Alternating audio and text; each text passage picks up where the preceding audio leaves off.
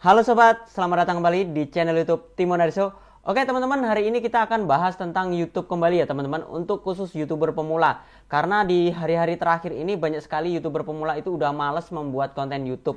Saya sendiri pun teman-teman ini udah mulai males. Karena apa? Ada beberapa penyebab teman-teman. Yang pertama adalah kesibukan. Kesibukan pekerjaan ataupun kesibukan tentang kegiatan kita di luar dari YouTuber.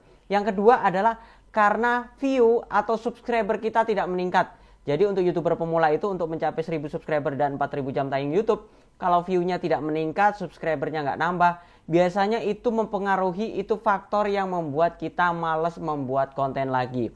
Yang ketiga adalah bingung mau membuat konten apa. Nah ini juga teman sekalian banyak dialami oleh YouTuber pemula. Terkadang kita sendiri tuh bingung, gimana sih cara membuat kontennya?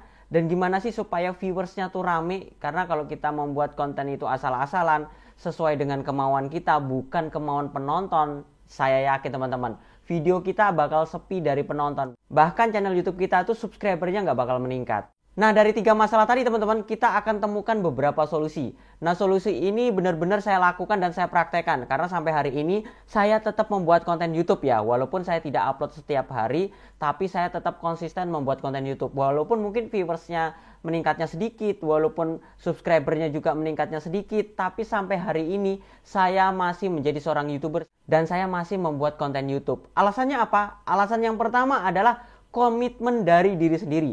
Jadi sebelum membuat konten YouTube teman-teman, sebelum teman-teman itu menjadi seorang YouTuber, komitmen dulu dari diri sendiri bahwasannya kita itu mau menjadi seorang YouTuber itu tujuannya apa? Kalau tujuannya ingin menghasilkan uang, itu bagus teman-teman. Itu tujuan saya. Karena saya bekerja menjadi seorang YouTuber itu bukan serta-merta konten kreator doang. Karena saya targetnya adalah mendapatkan hasil dari YouTube itu sendiri. Kalau saya tidak mendapatkan hasil dari YouTube teman-teman, keluarga saya mau makan apa? Karena dari sinilah saya menghasilkan uang untuk saat ini. Kalau sebelumnya, kalau dulu saya memang kerja di perusahaan. Kalau kerja di perusahaan beda lagi. Karena kita ada penghasilan, ada gaji setiap bulannya. Tapi kalau menjadi konten kreator di YouTube teman-teman, kalau kita nggak membuat konten memang bisa gajian, tapi hasilnya minim. Karena nggak ada viewers, nggak ada penonton seperti itu. Yang pertama adalah komitmen diri sendiri dulu. Komitmen bahwasanya kita mau menjadi konten kreator itu targetnya apa. Sebenarnya target uang ini nomor 2 teman sekalian. Yang pertama adalah komitmen kita untuk membuat konten YouTube, berkreasi atau berkarya seperti itu ya. Setelah itu penghasilan itu nomor 2. Karena mengikuti ya, kalau kita sudah membuat konten banyak, kita sudah berkreasi, kita sudah membuat nyaman orang lain, penontonnya banyak, subscribernya banyak, secara otomatis penghasilan kita besar. Makanya saya targetnya ini penghasilan. Tapi kalau mau penghasilan besar, ya saya harus bikin konten. Saya harus memperbanyak video saya seperti itu. Setelah komitmen diri kita sudah dapatkan teman-teman, tahap selanjutnya adalah kita membuat jadwal. Membuat jadwal pada saat kita membuat konten YouTube. Salah satu contoh saya sendiri ya, mencontohkan saya sendiri. Saya menjadwal diri saya membuat konten YouTube itu setiap pagi ya. Saya nggak setiap hari setiap pagi membuat konten sih, tapi biasanya 2-3 hari sekali saya harus duduk di sini dan saya harus bekerja dan menjadi konten kreator atau membuat konten YouTube. Walaupun mungkin konten saya itu sederhana, yang penting target saya nih kalau membuat konten YouTube itu yang penting bermanfaat buat teman sekalian, bermanfaat buat orang lain. Bermanfaat buat saya juga, karena apa? Sebelum saya berbagi sama teman-teman, saya harus belajar dulu. Saya harus cari ilmu dulu. Secara otomatis, kalau saya cari ilmu, saya dapat ilmunya, saya bisa mengerjakan dan teman sekalian juga bisa mengerjakan seperti itu. Secara otomatis juga subscriber saya pasti bertambah karena teman-teman merasa terbantu dari konten-konten saya. Nah lalu buat teman sekalian yang kerja di perusahaan atau teman-teman bekerja di perusahaan, apakah bisa menjadi konten kreator YouTube? Sangat bisa sekali teman-teman. Banyak sekali di luar sana konten kreator YouTube yang masih bekerja di perusahaan sampai hari ini. Tapi lebih banyak sih begini teman-teman, biasanya mereka kalau udah mendapatkan penghasilan besar dari YouTube, mereka akan keluar dari perusahaan. Tapi ada beberapa yang nggak keluar dari perusahaan tersebut. Karena apa? Mereka ngonten YouTube-nya itu di perusahaan tersebut. Salah satu contoh, teman-teman sekalian, kalau teman-teman itu kerja di perusahaan dealer motor, habis itu di dealer mobil, teman-teman, kita bisa membuat konten yaitu nge-review kendaraan tersebut, nge-review mobil, nge-review motor. Mungkin kita nge-vlog juga di dealer, teman-teman. Habis itu kita bisa menjelaskan spesifikasi motor ataupun mobil, teman-teman. Karena banyak sekali ya. Karena di situ teman-teman, kalau kita menjadi seorang marketing atau bekerja di sebuah perusahaan kendaraan teman-teman, itu kita bebas. Kita bebas nge-review kendaraan tersebut. Banyak sekali ya konten kreator yang nge-review mobil, nge-review kendaraan motor, teman-teman, view-nya besar. Karena apa? Karena di situ biasanya kan muncul produk-produk baru nih, mobil baru, motor baru. Nah, teman sekalian juga mungkin bekerja di perusahaan pertokoan. Pertokoan samanya jualan handphone. Nah, jualan handphone di sini teman-teman tidak menutup kemungkinan teman-teman juga bisa nge-review. Kenapa saya bilang bisa nge-review? Karena kalau kita kerja di sebuah perusahaan penjualan seperti itu, kalau kita nggak nge-review produknya, secara otomatis teman-teman, gimana mau laku itu produknya? Nah, dari pihak perusahaan juga merasa diuntungkan. Karena apa? Dengan kita nge-review produknya, secara otomatis produknya bakal laris. Nah, kita nge-review produk tersebut, kita dapat konten. Nah, kita dapat konten, kita dapat view, kita dapat subscriber, kita bisa dapat penghasilan tambahan dari YouTube itu sendiri. Mungkin kita kalau kerja di perusahaan kan gajinya mungkin gaji standar 3,5 sampai dengan 5 juta ya. Kalau kita menjadi konten kreator YouTube teman-teman, kita bisa mengatur penghasilan kita teman-teman. Semakin video kita semakin banyak, viewers kita semakin banyak, penghasilan kita akan semakin gede. Maka dari itu teman-teman, kita bisa mengkombinasikan. Kalau kita kerja di perusahaan bisa menjadi konten kreator YouTube, itu lebih bagus lagi. Tapi kalau nggak bisa gimana mas? Salah satu contoh mungkin teman-teman kalian tuh bekerja di perusahaan perkayuan atau di toko makanan atau jenisnya yang nggak bisa dibikin konten teman-teman karena mereka punya privasi tersendiri seperti itu. Nah kalau seperti itu teman-teman harus menjadwal membuat kontennya. Caranya seperti apa? Semuanya teman-teman tuh bekerja mulai jam 7 pagi sampai jam 5 sore. Nah, kesempatan kita membuat konten itu kan malam tuh, kalau nggak malam sore. Nah, silakan teman-teman atur aja, mungkin malam 2 hari sekali, karena kalau setiap malam kan mungkin capek. Tapi kalau kita terbiasa membuat konten teman-teman, saya yakin teman-teman, kita bikin konten 1-2 video itu mudah sekali. Bahkan kalau teman-teman mungkin punya hari libur di hari Minggu atau di tanggal merah, teman-teman bisa buat konten di hari tersebut. Tapi biasanya kalau kita mengandalkan hari Minggu atau tanggal merah, itu membuat kita malas membuat konten karena terlalu lama ya. Saran saya sih teman-teman itu membuat konten mungkin 2-3 hari sekali. Yang bagus tuh tiap hari sih. Kita pulang kerja, kita punya kegiatan di rumah. Jadi secara otomatis tuh kita kayak merasa enjoy karena kita lakukan dengan sukacita. Karena kita punya target mendapatkan penghasilan lebih dari YouTube itu sendiri teman sekalian. Cara menjadwalnya seperti ya, pokoknya teman-teman itu jadwal setelah pulang kerja, pokoknya atur aja. Sekitar jam berapa nih saya waktunya membuat konten. Nah teman-teman lakukan itu. Berikutnya lagi, apalagi nih teman-teman, supaya kita tetap semangat. Berikutnya adalah kita belajar riset untuk membuat judul konten YouTube. Nah belajar riset ini fungsinya apa? Kenapa kok mempengaruhi semangat kita membuat konten? Karena begini ya teman-teman, banyak konten kreator itu pada saat membuat konten itu kebingungan. Pada saat ini aku mau bikin konten, tapi bingung mau bikin konten apa. Nah di sini fungsinya riset teman-teman. Kita bisa melakukan riset itu seumpamanya teman-teman ada waktu senggang, waktu santai, buka HP, belajar riset, ketikkan sebuah kata kunci di beranda YouTube. Kira-kira kata kunci apa nih yang banyak dicari? Nah, pada saat kita belajar riset tersebut, teman-teman, kita menemukan nih judul-judul, baru kita simpan nih, mungkin di notepad atau pokoknya di perangkat handphone kita, judul-judul tersebut kita kumpulkan. Nanti kalau sudah kita kumpulkan, sudah terkumpul, kita pada saat membuat konten, teman-teman, kita mudah sekali.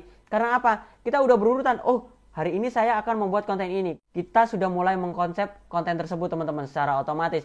Kita bikin kontennya lebih mudah. Kita nggak mikirkan judul lagi. Karena apa? Judulnya udah kita buat duluan seperti itu. Jadi buat teman sekalian lakukan riset aja, belajar. Karena apa? Riset ini tidak menutup kemungkinan video kita itu bisa berkembang karena orang mencari di search engine YouTube. Tidak menutup kemungkinan juga mereka tuh cari di search engine Google pada saat mengetikkan cara membuat channel YouTube. Tiba-tiba mereka menemukan video kita. Itu bisa ditonton. Viewersnya bisa banyak teman-teman. Karena itu benar-benar saya praktekkan. Mulai pertama saya belajar blog teman-teman. Membuat website, blogger seperti itu ya. Itu kan kalau kita nggak riset dulu. Mengetikkan sebuah kata kunci atau menemukan judul-judul tersebut teman sekalian. Kita nggak bisa nih mentargetkan penonton kita teman-teman. Kecuali kalau video kita itu menarik. Dapat rekomendasi YouTube. Bahkan viewersnya itu kalau dari rekomendasi lebih besar lagi teman-teman. Berikutnya apalagi nih teman-teman supaya kita tetap semangat membuat konten. Berikutnya adalah cobalah teman-teman menonton video orang lain. Menonton video orang lain ini dalam artian gini ya, kita nontonin video orang lain supaya kita pertama mendapat ide konten dari channel YouTube orang tersebut. Pertama mungkin judulnya kita bisa contek, thumbnailnya bisa kita contek. Mungkin dari videonya yang rame apa nih, pembahasannya tentang apa. Kita bisa contek, tapi jangan di-reupload ya, jangan dicomot habis itu di-upload di channel YouTube kita. Jangan. Teman-teman buat konten versi sendiri. Itu yang pertama teman-teman. Yang kedua teman-teman sekalian, di sini kita juga bisa belajar. Yang pertama kan kita bisa meniru dari judul, thumbnail dan lain-lain ya. Yang kedua kita bisa belajar, kita bisa dapat ilmu baru. Kalau udah dapat ilmu baru teman-teman, secara otomatis kita bikin konten tuh akan lebih mudah lagi. Nah dengan begitu teman sekalian, saran saya, teman-teman silahkan perbanyak aja nontonin video orang lain. Nontonin video orang lain dalam artian gini ya. Semuanya channel YouTube kita tentang resep masakan. Ya teman-teman rajin-rajin aja nontonin video tentang resep masakan. Nah, nontonin video orang tentang resep masakan tadi, jangan menggunakan email lain. Gunakan aja email YouTube teman-teman. Kalau teman-teman ini channelnya YouTube tentang resep masakan ya, ya udah pakai email ini atau pakai akun YouTube ini. Secara otomatis video kita itu nanti bisa dapat rekomendasi. Kenapa kok bisa dapat rekomendasi Mas? Kan itu ditonton sendiri. Nggak tahu sih pihak YouTube tuh membacanya seperti apa. Karena beberapa kali saya praktekkan ya teman-teman, saya nontonin video orang lain menggunakan channel YouTube saya sendiri. Kok di beberapa video saya dapat rekomendasi, padahal saya tidak melakukan upload video menggunakan Gmail lain. Saya menggunakan email atau channel YouTube utama. Tapi saya menggunakan email saya sendiri, channel YouTube saya sendiri itu teman-teman, itu untuk nontonin channel YouTube orang lain, video orang lain, bukan untuk nontonin video saya sendiri. Kalau untuk nontonin video saya sendiri teman-teman, saya itu menggunakan email lain. Namanya upload video ya. Kita menggunakan email lain, kita nontonin video kita sendiri, habis itu nonton video orang lain yang channel YouTube-nya besar teman-teman, supaya apa? Supaya dapat rekomendasi, karena YouTube itu akan membaca ya siklus dari video kita yang ditonton dengan video orang yang channel YouTube-nya besar. Jadi kalau sama-sama tentang resep masakan, video kita bisa direkomendasikan nih di channel YouTube atau di para subscriber channel YouTube besar tersebut tadi teman-teman. Berikutnya teman-teman, supaya kita tetap semangat, yaitu memperbaiki kesalahan. Karena di sini banyak YouTuber itu asal buat konten ya, pokoknya bikin konten entah orang seneng nggak seneng, pokoknya bikin konten terus lah begitu. Nah itu salah teman-teman, kita harus memperbaiki kesalahan. Fungsinya dari memperbaiki kesalahan adalah fungsinya di sini teman-teman. Mereka para subscriber, mereka para penonton itu kalau sudah merasa senang dengan konten kita teman-teman, mereka akan nontonnya berlama-lama. Bahkan kita bisa mendapatkan rekomendasi YouTube dengan mudah. Bahkan penonton kita itu nontonnya akan durasinya akan lebih panjang, retensi videonya akan lebih panjang. Kalau lebih panjang, satu, video kita bisa dapat rekomendasi YouTube. Yang kedua, pada saat bersaing di beranda YouTube, video kita itu bisa di atas teman-teman. Nah dengan begitu teman-teman, kalau semuanya viewersnya banyak, subscribernya banyak, itu kan menarik perhatian kita untuk tetap semangat membuat konten teman-teman. Tapi ada juga konten kreator yang semakin banyak subscribernya, semakin banyak viewersnya, dia semakin malas. Karena apa? Karena merasa puas dari konten yang udah rame tersebut. Nah itu salah. Semakin banyak viewers kita, semakin banyak subscriber kita, harusnya kita semakin konsisten terus membuat konten. Jangan merasa puas pada saat udah banyak viewers, banyak subscribernya, teman-teman stop. Nah itu hati-hati ya. Itu biasanya masalah utama channel YouTube kita nggak bisa berkembang lagi. Karena apa? Para subscriber kita ini udah nunggu kapan lagi nih channel YouTube ini bakal upload video. Karena kelamaan, pada saat dia upload, udah kelamaan nguploadnya, mereka nggak akan nonton lagi. Nah ada juga teman-teman saking semangatnya ngupload videonya tuh tiap hari, bahkan ngupload videonya bukan 1 atau 2 video, bahkan sampai 3 video, sampai 5 video. Ini juga salah teman-teman. Karena kalau kebanyakan kita ngupload video teman-teman, biasanya orang itu akan malas nonton video kita. Karena apa? Mungkin pembahasannya itu doang. Habis itu mungkin apalagi kalau mereka itu bosan dengan cara bicara kita, bosan dengan cara pembuatan konten kita, mereka kalau udah sekali nonton, besok nggak akan mau nonton lagi. Apalagi kalau teman-teman tuh nguploadnya terlalu banyak. Biasanya bukan malah di subscribe teman-teman, channel YouTube kita bahkan diunsub, ditinggalkan. Karena apa? Terlalu banyaknya muncul di beranda dia. Ini channel YouTube ini kok muncul banyak sekali di beranda saya, malah diunsub, bahkan akan diblokir seperti itu. Saran saya teman-teman, atur sedemikian rupa. Yang bagus itu kita ngupload video itu tiap hari 1 aja. Kalau seumpamanya 1 seumpamanya terlalu sering ya mungkin 2 hari sekali atau 3 hari sekali, itu udah cukup. Jangan kelamaan juga, jangan sampai 1 minggu, 2 minggu, jangan. Yang terakhir apalagi nih teman sekalian, supaya kita tetap semangat. Yang terakhir buat teman sekalian, jangan ngejar uang dulu. Jadi untuk YouTuber pemula pada saat membuat konten, jangan dipikirannya itu ngejar uang dulu. Karena saat pertama kali saya membuat konten teman-teman, itu saya pokoknya bikin konten banyak-banyak dulu. Saya tuh yang penting orang tuh seneng dulu sama channel YouTube saya, sama video-video saya. Kalau mereka udah seneng, secara otomatis subscriber dan viewers ini pasti banyak. Saya yakin seperti itu. Dan penghasilan saya pasti meningkat. Nah terbukti teman-teman, saya itu pada saat membuat channel YouTube pertama kali itu, saya tuh fokus ngupload video. Sebulan itu saya bisa ngupload video sampai dengan 50. Sehari 1 sampai dengan 2 video. Tapi biasanya rutin tuh 1 video ya. Makanya 30 sampai dengan 50, bukan 60. Kalau 60 tuh berarti sehari 2 video. Saya tuh jadwalin teman-teman. Biasanya kalau saya sehari ini bisa bikin video sampai 5. Saya jadwalin. Tiap hari 1. Tapi karena mungkin kebanyakan, saya ini udah bikin video kebanyakan. Biasanya sehari saya bikin ngupload 2 video. 2 video itu saya biasanya nguploadnya itu di pagi 1, habis itu di sore 1. Supaya jaraknya agak lama seperti itu. Tapi setelah berjalannya waktu, kayaknya kalau terlalu banyak dalam 1 hari, ini nggak bagus. Paling tidak saya ngupload dalam 1 hari 1 aja lah. Yang bagus lagi mungkin kalau semuanya subscriber saya udah agak banyak, mungkin 2 hari sekali, 3 hari sekali.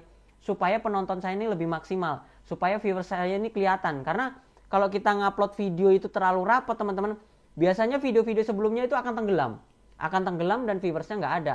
Nah kalau viewersnya itu sedikit, ya jelek buat channel YouTube kita.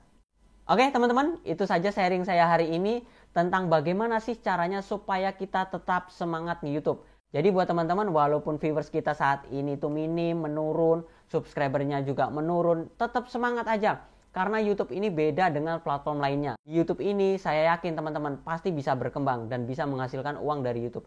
Bahkan teman-teman kalau semuanya masih bekerja, saya yakin juga teman-teman, kalau teman-teman bisa menghasilkan uang dari YouTube, nanti akan terasa saya mau keluar dari perusahaan, mau fokus dari YouTube, atau tetap kerja di perusahaan.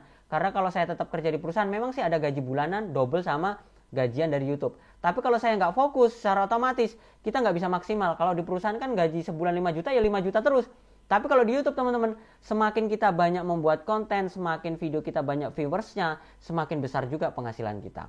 Oke teman-teman, itu saja sharing saya hari ini. Jangan lupa like, comment, subscribe, dan sampai jumpa di video saya berikutnya. Sekian dan terima kasih.